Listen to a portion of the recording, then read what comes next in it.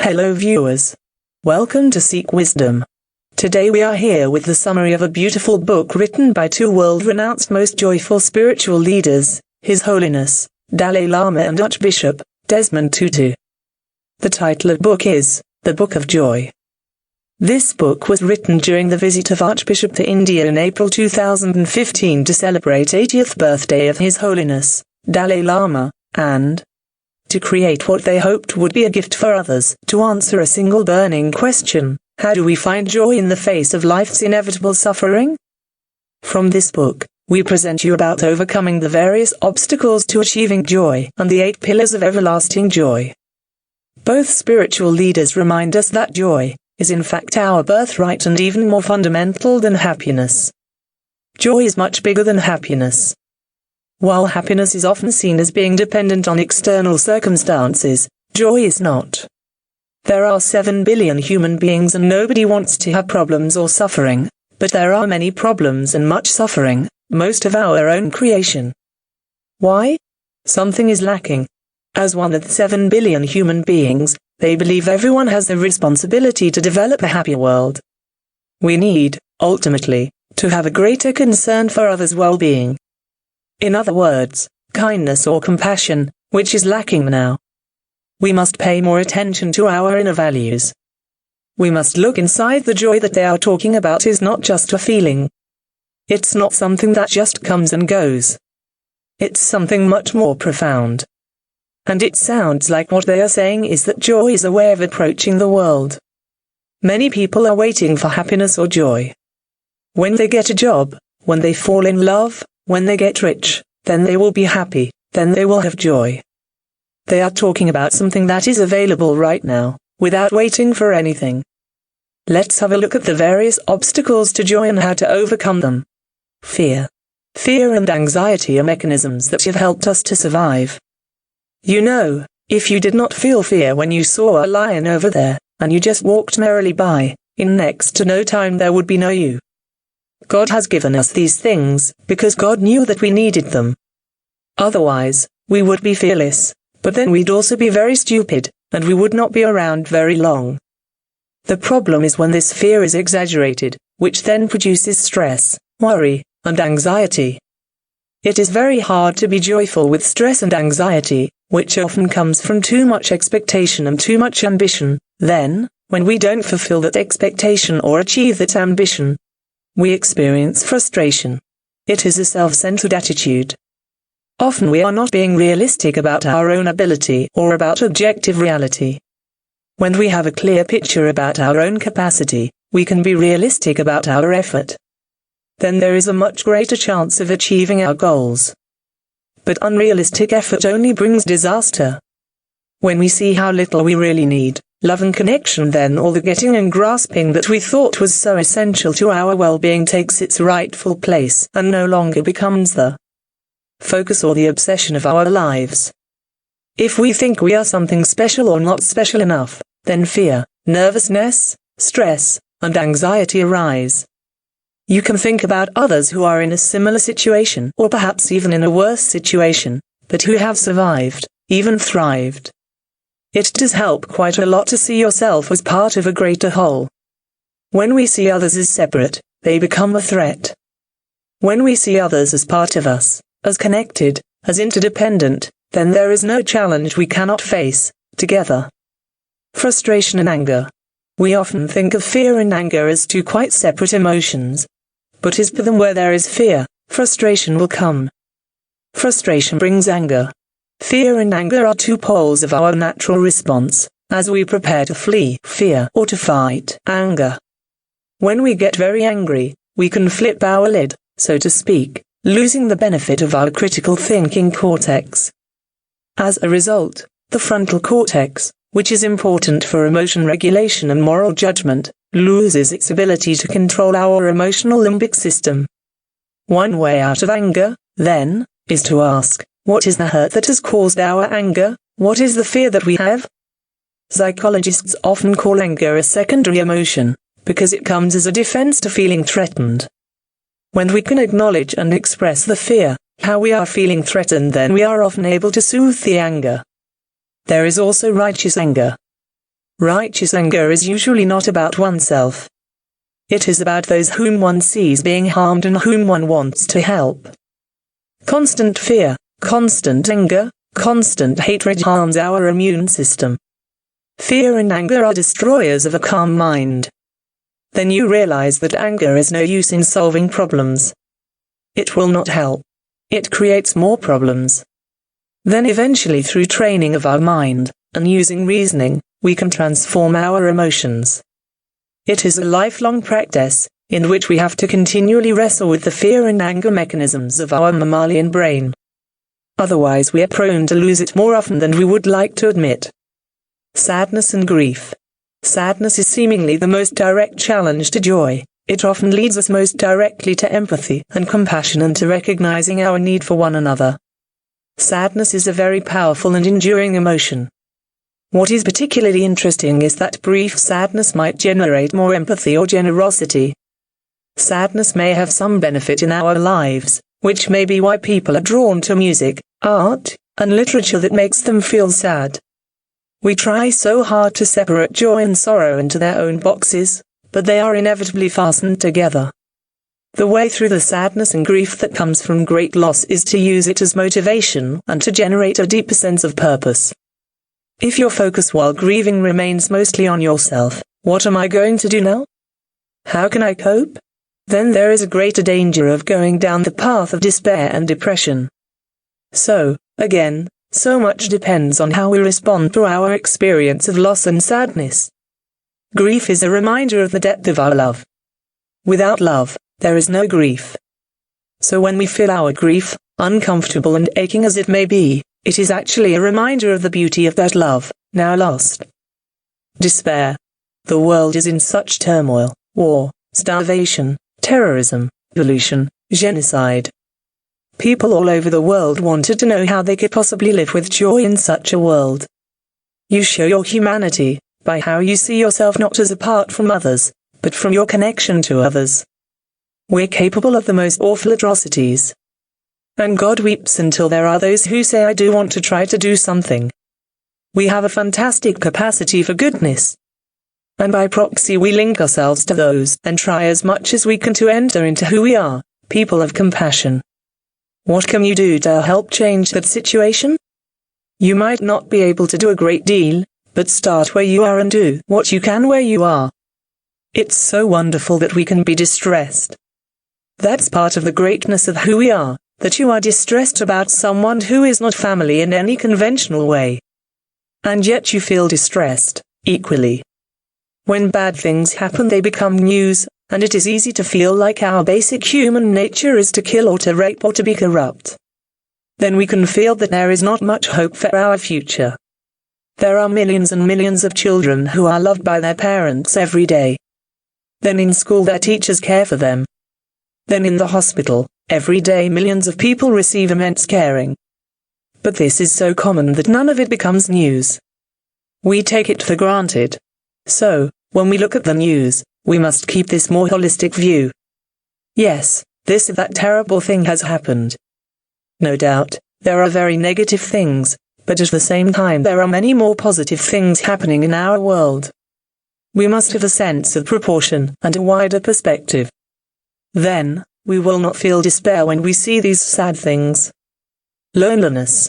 Throughout society today people feel great loneliness. While we might have hundreds of Facebook friends, our true, close friends are decreasing.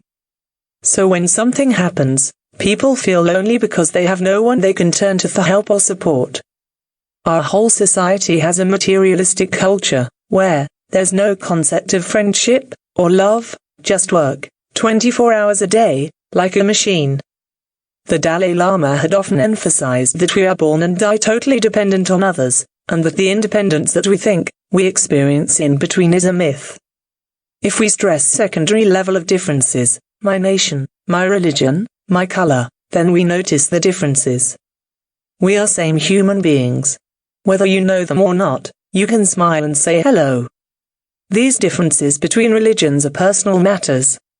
When we relate to others from the place of compassion, it goes to the first level, the human level, not the secondary level of difference. then you can even have compassion for your enemy also. Scientists have discovered that our basic human nature is compassionate. The problem is that children are not taught to nurture these deeper human values in schools, so their basic human potential becomes dormant. We can feel joy when we are alone, but not when we are lonely. Much depends on your attitude. If you are filled with negative judgment and anger, then you will feel separate from other people. You will feel lonely, but if you have an open heart and are filled with trust and friendship, even if you are physically alone, you will never feel lonely. Envy. It is not that you wake up in the morning and you say, "Now, I'm going to be envious." It just rises spontaneously. Comparison is indeed human, even beyond human. It is natural throughout the animal world. For humans, that envy can become a source of great dissatisfaction.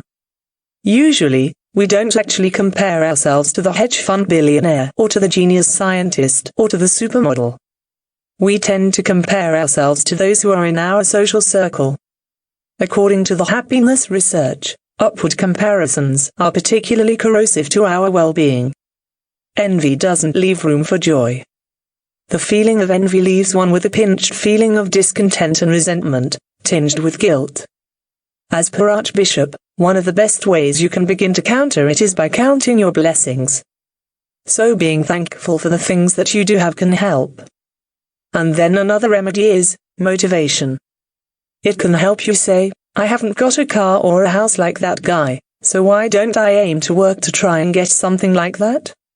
Often envy comes because we are too focused on material possessions and not on our true inner values. When we focus on experience or knowledge, there is much less envy. But most important is to develop a sense of concern for others' well-being. If you have genuine kindness or compassion, then, when someone gets something or has more success, you are able to rejoice in their good fortune. Suffering and adversity.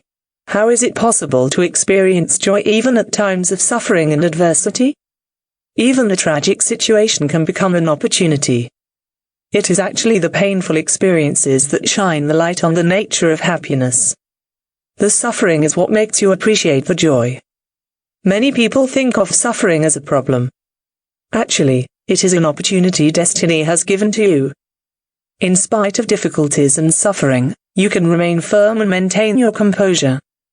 How do we actually embrace our suffering and see it as an opportunity while we are in the middle of it? Through spiritual training, we have the opportunity to transform our engagement with our family, teachers, and adversaries into the development of the three roots of virtue: non-attachment, compassion, and wisdom. A lot of difficulties, a lot of problems, but when you carry out the work, and the more difficulties you encounter, then when you see some results, the greater the joy.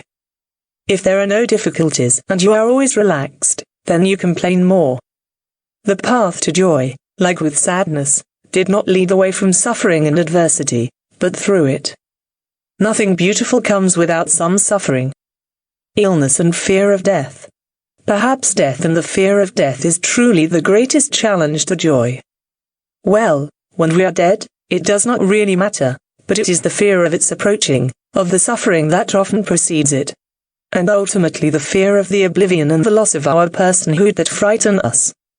Many psychologists say that the fear of death lies behind all other fears, and many historians of religion argue that religion arose to try to solve the mystery of death. Modern life keeps that fear at bay, as we don't interact with the very old or the very sick, and illness, frailty, and death get tucked away behind institutional walls from our everyday lives. When many people think about death, they are very, very afraid. Usually, the Dalai Lama tells them that you should accept that death is part of our life. There's a beginning and there's an end. So once we accept that it is normal and that sooner or later it will come, our attitude changes. We should be realistic. Now let's have a look at the 8 pillars of joy. Out of these 8 pillars, 4 pillars are of mind and 4 are of heart. 1. Perspective. Joy and happiness are byproducts. What exactly are they byproducts of? For every event in life there are many different angles. When you look at the same event from a wider perspective, your sense of worry and anxiety reduces, and you have greater joy. So therefore, if you look from one angle, you feel, Oh, how bad, how sad.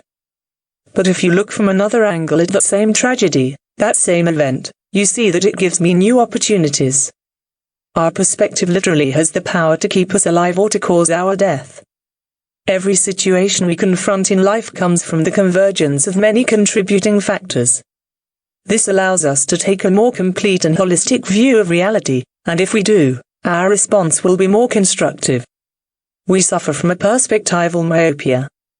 As a result, we are left nearsighted, unable to see our experience in a larger way.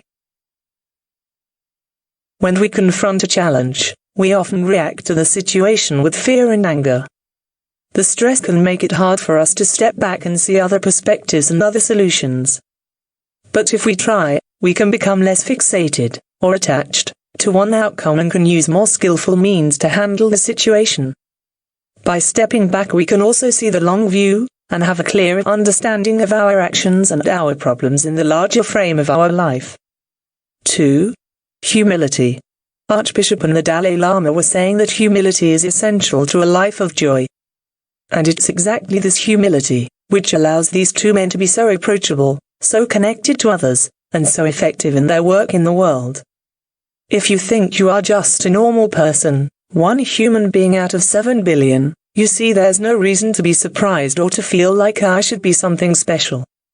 When we have a wider perspective, we have a natural understanding of our place in the great sweep of all that was, is, and will be. This naturally leads to humility and the recognition that as human beings, we can't solve everything or control all aspects of life. We need others. Our vulnerabilities, our frailties, and our limitations are a reminder that we need one another. We are not created for independence or self-sufficiency, but for interdependence and mutual support. Humility literally brings us back down to earth. Humility is the recognition that your gifts are from God, and this lets you sit relatively loosely to those gifts. Humility allows us to celebrate the gifts of others, but it does not mean you have to deny your own gifts or shrink from using them. God uses each of us in our own way, and even if you are not the best one, you may be the one who is needed or the one who is there. 3. Humor. Humor was central to joyful way of being of both these spiritual leaders, but why was laughter so central? It is much better when there is not too much seriousness, then we can be completely relaxed. Scientists in Japan explained that wholehearted laughter, not artificial laughter, is very good for your heart and your health in general. When we learn to take ourselves slightly less seriously, we can see the ridiculous in us. Then it is a very great help. They think it's about being able to laugh at yourself and being able not to take yourself so seriously. It's not about the belittling humor that puts others down and yourself up. It's about bringing people onto common ground. If you can manage to downgrade yourself, if you are able to laugh at yourself and get others to laugh at you without feeling guilty that they are laughing at you, the humor that doesn't demean is an invitation to everyone to join in the laughter. Even if they're laughing at you, they're joining you in a laughter that feels wholesome. It does not belittle either of us but uplifts us, allows us to recognize and laugh about our shared humanity, about our shared vulnerabilities, our shared frailties. Life is hard, you know, and laughter is how we come to terms with all the ironies and cruelties and uncertainties that we face. 4. Acceptance. Acceptance is the opposite of resignation and defeat. We are meant to live in joy. This does not mean that life will be easy or painless. It means that we can turn our faces to the wind and accept that this is the storm we must pass through. We cannot succeed by denying what exists. The acceptance of reality is the only place from which change can begin. You are able to accept anything that happens to you. The question, he had said, is not, how do we escape it? The question is, how can we use this as something positive? Acceptance, whether we believe in God or not, allows us to move into the fullness of joy. It allows us to engage with life on its own terms rather than rail against the fact that life is not as we would wish. It allows us not to struggle against the day-to-day current. The Dalai Lama had told us that stress and anxiety come from our expectations of how life should be. When we are able to accept that life is how it is, not as we think it should be, we are able to ease the ride, to go from that bumpy axle ducker, with all its suffering, stress, anxiety, and dissatisfaction, to the smooth axle sucker, with its greater ease, comfort, and happiness. 5. Forgiveness. Forgiveness does not mean we forget. You should remember the negative thing, but because there is a possibility to develop hatred, we mustn't allow ourselves to be led in that direction. We choose forgiveness. There is an important distinction between forgiveness and simply allowing others' wrongdoing. Where the wrong action is concerned, it may be necessary to take appropriate counteraction to stop it. Toward the actor, or the person, however, you can choose not to develop anger and hatred. We stand firm against the wrong, not only to protect those who are being harmed, but also to protect the person who is harming others, because eventually they, too, will suffer. So it's out of a sense of concern for their own long-term well-being that we stop their wrongdoing. Forgiveness is the only way to heal ourselves and to be free from the past. Without forgiveness, we remain tethered to the person who harmed us. We are bound to the chains of bitterness, tied together, trapped. When we forgive, we take back control of our own fate and our feelings. While to some people, forgiveness seems like weakness, and revenge seems like strength. Sitting and thinking of the different causes and conditions, then you see that if we are really angry, we must be angry toward the causes and conditions, ultimately their anger, their ignorance, their short-sightedness, their narrow-mindedness. So that brings a sense of concern, and we can feel sorry for these people. So it is totally wrong to say that practice of tolerance and practice of forgiveness are signs of weakness. Forgiveness is a sign of strength. 6. Gratitude. Gratitude is the recognition of all that holds us in the web of life and all that has made it possible to have the life that we have and the moment that we are experiencing. Thanksgiving is a natural response to life and may be the only way to savor it. It allows us to shift our perspective toward all we have been given and all that we have. It moves us away from the narrow-minded focus on fault and lack and to the wider perspective of benefit and abundance. It is not happiness that makes us grateful. It is gratefulness that makes us happy. Every moment is a gift. The gift within every gift is the opportunity it offers us. Most often, it is the opportunity to enjoy it, but sometimes a difficult gift is given to us and that can be an opportunity to rise to the challenge. When you are grateful, you are not fearful, and when you are not fearful, you are not violent. When you are grateful, you act out of a sense of enough and not out of a sense of scarcity, and you are willing to share. If you are grateful, you are enjoying the differences between people and respectful to all people. A grateful world is a world of joyful people. Rejoicing is one of the 7 limbs that are part of the daily spiritual practice in the Indian and Tibetan Buddhist traditions. When we rejoice, we celebrate our good fortune and the good fortune of others. By rejoicing, you are much less likely to take life for granted and can affirm and appreciate all that you have and have done. 7. Compassion. Too much self-centered thinking is the source of suffering. A compassionate concern for others' well-being is the source of happiness. On this planet, different religious traditions developed. All these traditions carry the same message, the message of love. So the purpose of these different traditions is to promote and strengthen the value of love, compassion. Even scientists now say that basic human nature is compassionate. Compassion is a sense of concern that arises when we are confronted with another's suffering and feel motivated to see that suffering relieved. Thinking me automatically brings fear, a sense of insecurity, and distrust. That kind of person will never be a happy person. And at the end of that person's life, their neighbor will be happy that that person is gone. If you look after others, particularly those who are in need, then when you are passing through some difficulties, there are plenty of people you can ask for help. Then at the end, many people will feel that they have really lost a wonderful person. When we see others being compassionate, we are more likely to be compassionate. This results in a feeling called moral elevation, and that is one of the aspects of joy. 8. Generosity. This book says that it is in giving that we receive. So both writers hope that people would recognize in themselves that it is when we are closed in on ourselves that we tend to be miserable. It is when we grow in a self-forgetfulness in a remarkable way we discover that we are filled with joy. You gave, and it then seems like in fact you are making space for more to be given to you. In the end, generosity is the best way of becoming more, and more joyful.